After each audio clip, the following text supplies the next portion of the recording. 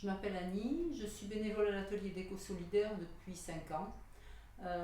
J'ai démarré en faisant un petit peu de tout, en allant un petit peu en menuiserie, un peu en peinture, et puis petit à petit je me suis orientée vers la couture. J'ai découvert la technique de l'appliqué, qui permet de décorer, de faire de la décoration sur tissu finalement. Et je me propose de vous expliquer comment réaliser cette technique. Alors voilà la housse de coussin qui est pratiquement terminée. Moi ce que je vous propose dans ce tuto, c'est de voir comment on procède pour réaliser les fleurs qui sont là à partir de tissus récupérés, puisqu'on récupère du tissu d'ameublement principalement, qui a beaucoup plus de tenue que le tissu d'alignement, et tout ça sur un fond pareil de tissu d'ameublement. Alors pour réaliser cette technique qui est, moi je dirais, d'un niveau grand débutant, on a besoin d'abord d'un petit projet, déjà ça aide bien, sur papier. Ensuite on a besoin de tissu de récupération, je reprécise le tissu d'ameublement qui est beaucoup plus résistant et qui a beaucoup plus de tenue, une paire de ciseaux, des épingles et une machine à coudre avec laquelle on va pouvoir faire du point zigzag. Alors la première étape, sur un des morceaux de tissu d'ameublement, donc il y a beaucoup plus de tenue, on vient tracer un arrondi, je vais dire, qu'on va ensuite suivre avec le point zigzag à la machine à coudre. Voilà.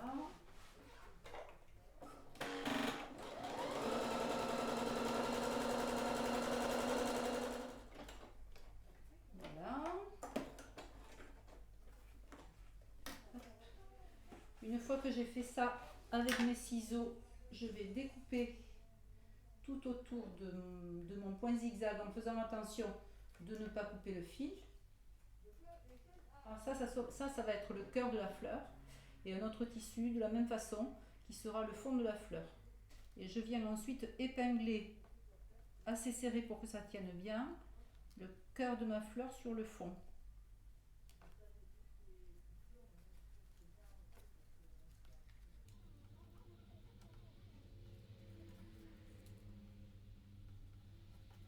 Et je vais repasser un zigzag de façon à fixer le cœur de la fleur sur le fond.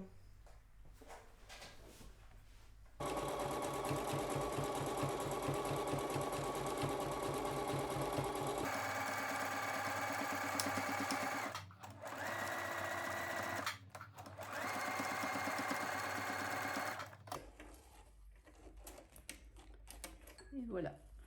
Alors cette fleur qu'on a faite tout à l'heure, on va venir maintenant la fixer sur le fond. Alors comme tout à l'heure, je vais la poser et je l'épingle assez serré pour qu'elle ne bouge pas tout le long de la couture.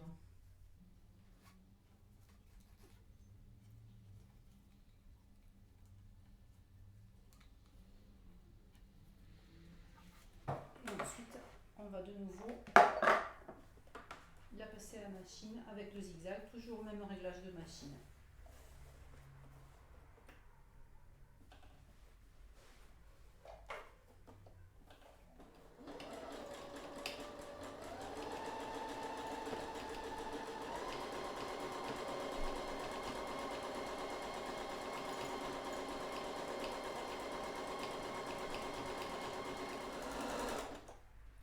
Et voilà.